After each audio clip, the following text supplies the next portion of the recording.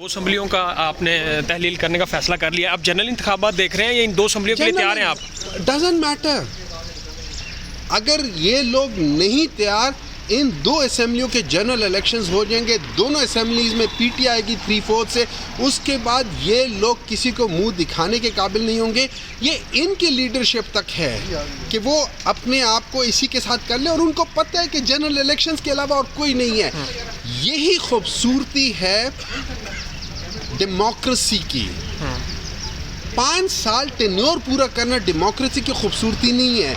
Democracy की खूबसूरती है जहां इब्हाम पैदा हो लीडरशिप की ऑथेंटिकेशन में, वापस जाओ आवाम के पास मैंडेट लेकर आओ।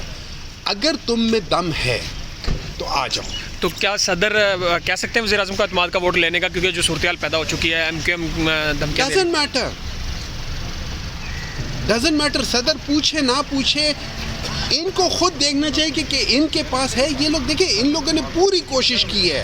वहाँ चुन्नू मुन्नू जाके बैठे हुए थे, उन्होंने कहा था, ये कह रहा था कि मैंने अपने साथ वो पंजाब के वो लेकर जाऊंगा, ले गया। मुन्नू कह रहा था कि यार मैं वो छोड़ दूंगा अगर इनके पास 186 बंदे पूरे हो गए, मैं सारी ज़िंदगी सियासत नहीं करूंगा। बताएं ना, बताएं इस कौम को कि अगर आपके अंदर इतनी वो थी तो आप अभी करो ना, सियासत छोड़ो। वैसे भी आपने क्या सियासत करनी थी? जिन लोगों के बड़ों ने जजेस खरीदने के लिए ब्रीफकेस लेकर गए थे, उन्होंने क्या सियासत करनी थी?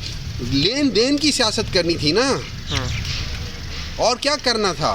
अब उनको शर्म आनी चाहिए, लेकिन शर्म होगी तो आएगी ना।